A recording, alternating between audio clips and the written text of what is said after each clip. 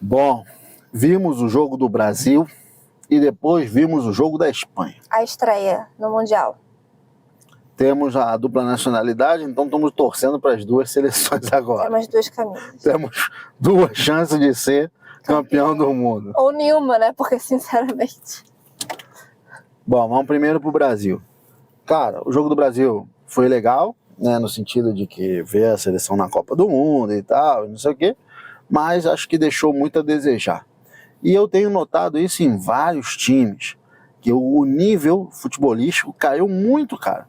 Porque a gente vê que algumas partes não se renovam, então o Casemiro e o Fabinho e o Bruno Guimarães agora é um novo, mas o nível está mais ou menos similar ali, o Fabinho até que entrou melhor no segundo tempo, mas é uma questão que está custando fazer a saída de bola da seleção.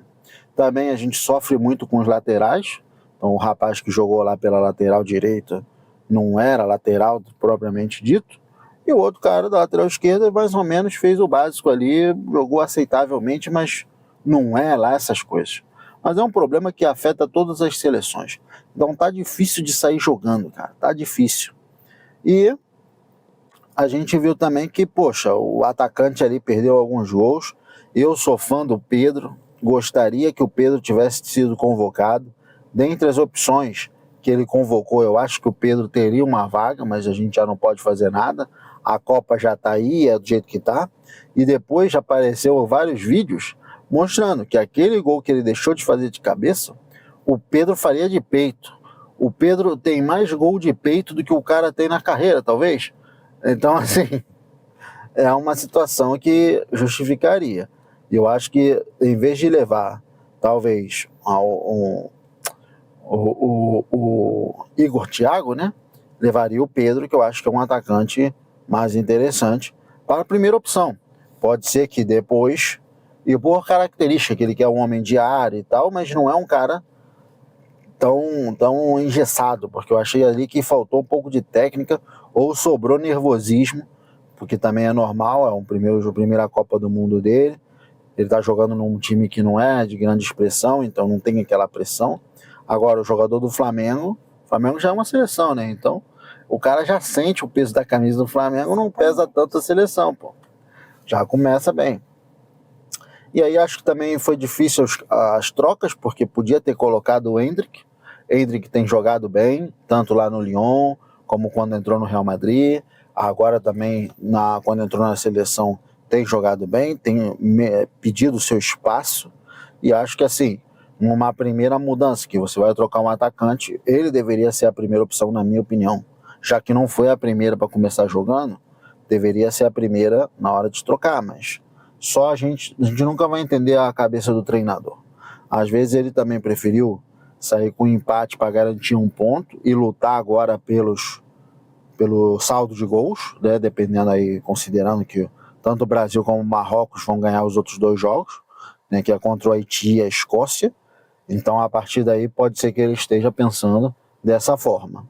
E não se prejudicar com relação ao Marrocos, porque o Marrocos na última Copa do Mundo ele eliminou a Espanha e foi o quarto lugar. Então, assim, o Marrocos foi bem.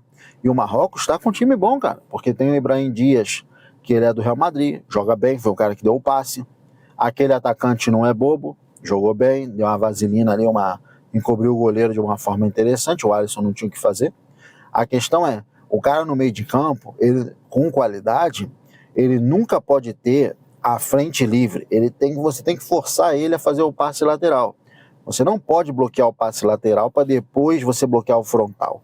Você bloqueia o frontal e libera o lateral, porque quando ele toca para fora, dá tempo do time se recompor e aí evita que esse passe vá no meio da defesa. Porque se você pegar a maioria dos atacantes contra os zagueiros na corrida, o zagueiro nunca vai ganhar. É muito difícil, porque é normal que o atacante seja mais rápido que o zagueiro.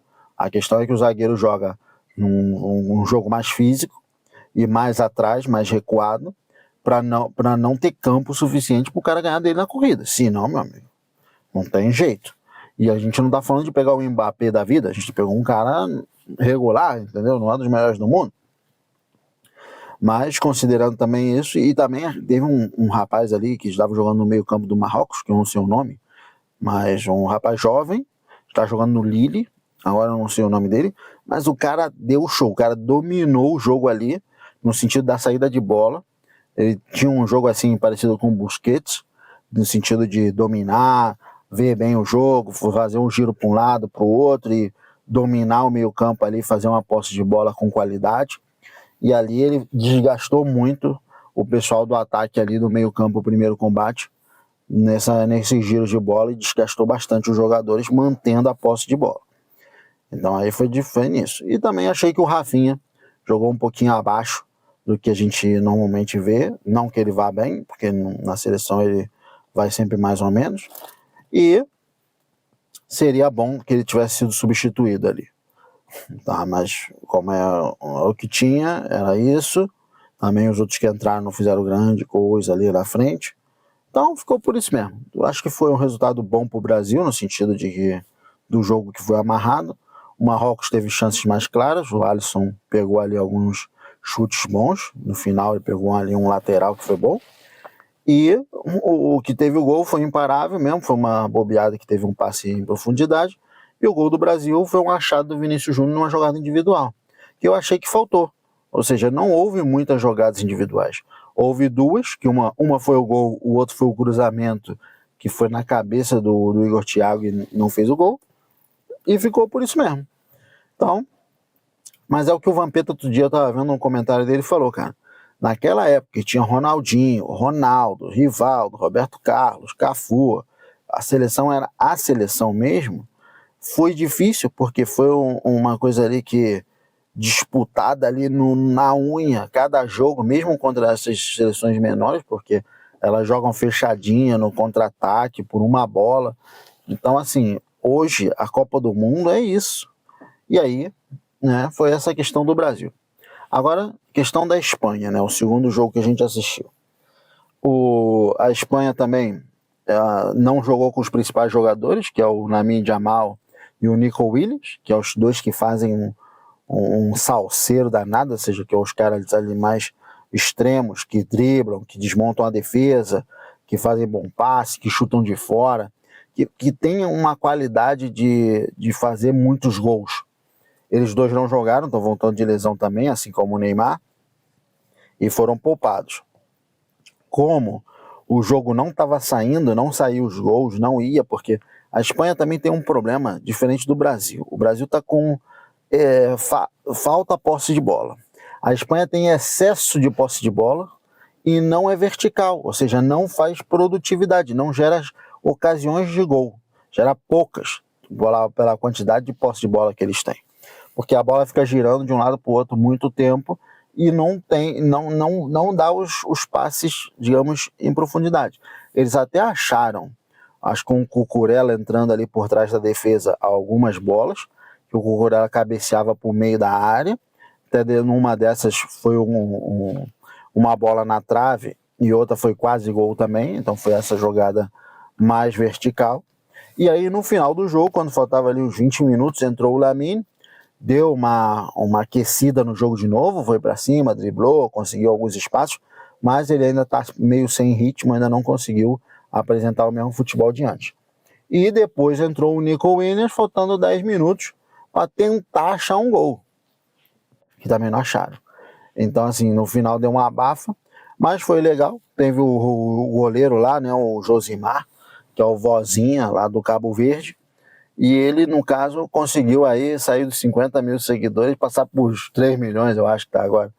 Então, assim, pelo menos a vida desse cara aí mudou para melhor, e graças a uma Copa do Mundo o cara conseguiu aí, que ele já tem os seus 40 e poucos anos, ou 40 anos, eu acho que já é a última Copa dele e provavelmente ele vai se aposentar. Não sei aí onde ele joga exatamente, quanto tempo ele pretende jogar, mas ele é um cara que fechou o gol ali, as oportunidades que teve ele defendeu bem e evitou ali o gol da Espanha nesse sentido e deu trabalho aí para as pessoas. O Cabo Verde teve uma grande chance, que foi a chance do jogo, também o outro goleiro parou, e foi isso, cara. Foi um jogo bem amarrado, mas o técnico da Espanha ficou revoltado, tirou a gravata, Tava puto lá, usou toda a artilharia que tinha, mas não funcionou. Sim. Então agora vamos ver, porque no grupo da Espanha também tem o Uruguai, que é um disputa ali também pelo primeiro lugar, e aí a gente tem que ver, que é o Uruguai e a Arábia Saudita. Então agora que empatou com Cabo Verde, complicou o grupo, porque Cabo Verde não era uma das seleções para empatar.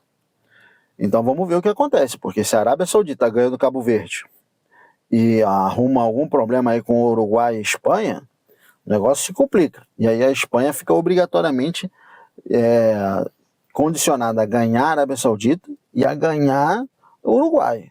Então agora já colocou a Espanha assim contra a parede, cara, para passar em primeiro. E aí vamos ver como vai acontecer. Se passar em segundo, tem que ver quem é que vai pegar lá, porque tá com cruzamento com o grupo da Argentina também.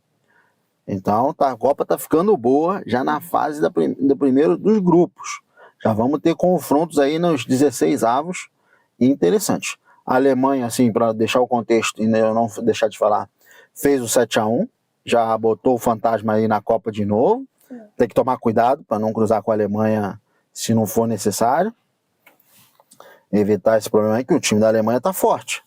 Eles já vieram aí dizendo assim, ó, aqui a gente joga bola, a gente faz gol e tudo bem, era contra Curaçao.